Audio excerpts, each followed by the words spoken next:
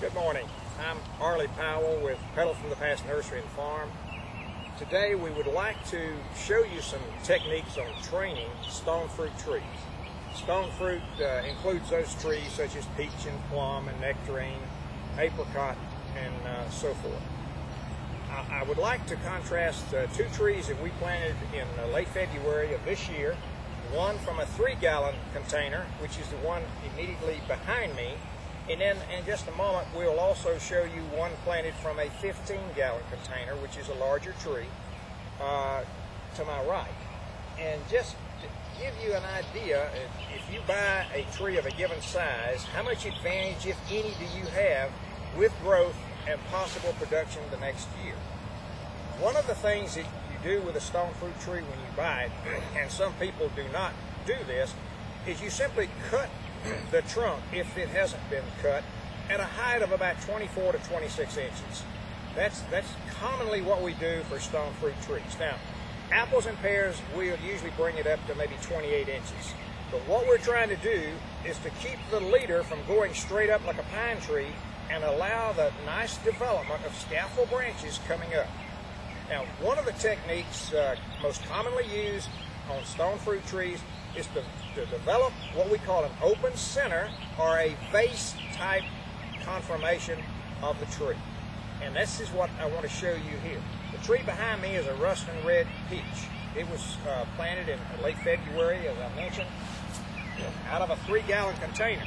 And it's made fairly good growth this year. As you can see, it's about 6 or 7 feet tall.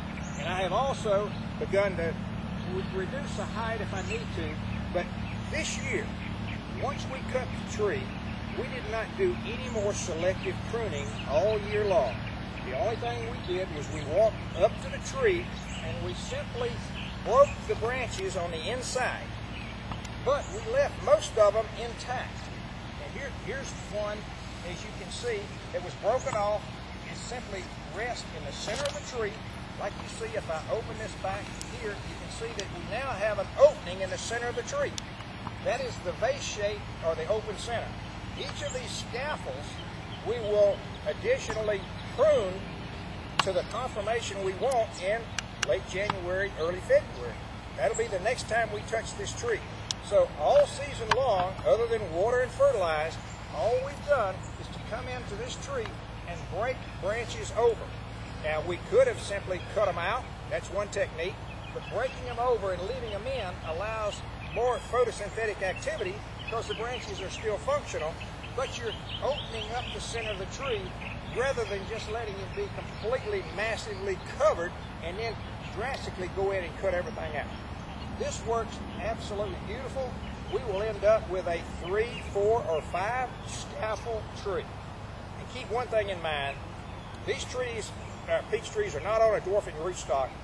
You can make a tree smaller, keep it smaller, the more scaffold branches you produce off your trunk. If you only maintain 1 leader in this tree, as I mentioned, it'll be like a pine tree and grow straight up. And that's not very desirable. This is a desirable form for trees like peaches and plums and nectarines. Now, we may, depending on the height, tip these back a little bit. Come late January, early February, we may, if we have an excess number of scaffolds, we may remove 1 or 2. But generally speaking, to get maximum growth, we let this tree grow just like you see. Now, notice my size and the height of this tree. What I'm going to do is I'm going to walk immediately to my right and show you the difference between a 3-gallon size tree and a 15-gallon size tree.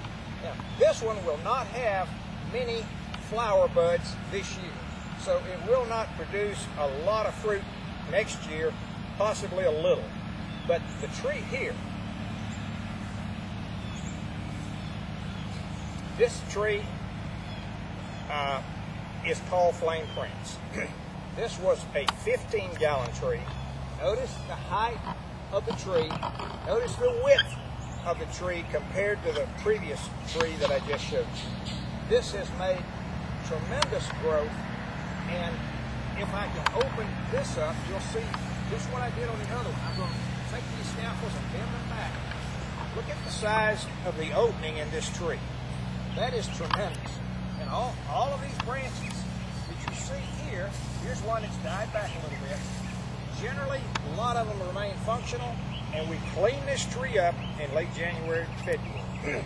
Again, we've got beautiful scaffold branches down here, but rather than going through these trees all during the summer and cutting and trying to direct a branch, you're better to just leave them and let them grow. Do those scaffold selections as we need to in early February. But this tree right here is absolutely fantastic. And just to show you, this is a fruiting branch. Most commonly, peaches, nectarines, they produce flower buds in lateral positions. Unlike an apple or a pear that try to produce a flower bud at the terminal, what you've got is terminal shoots here. Almost never you see a peach flower there. But down here, if you look at your branches, there's 3 buds. One in the center is a leaf bud. It'll produce a little branch next year. The one on either side, out of that tripod, if you will, those are flower buds, and they will produce the flowers and the fruit for next year. But this tree, coming out of a 15-gallon, has made so much growth that it will be covered in flowers and fruit next year. And that's the difference between using a 3-gallon and a 15-gallon. So if that year of difference is helpful to a home gardener, that's the way to go. If, on the other hand, you want to use a 3-gallon and do the same thing, it simply is going to take you an extra season to catch up with this tree. Again, we're going to do just like I mentioned on the other tree. As height becomes, we will reduce the height just a little on this tree and make the tree, if you will, come out, go up like this, and then top it so that it's not excessively tall. We don't let them get above 7 or 8 feet tall. That would be maximum height. And then continue to keep the center clean. You want to be able to spray this tree all the way through.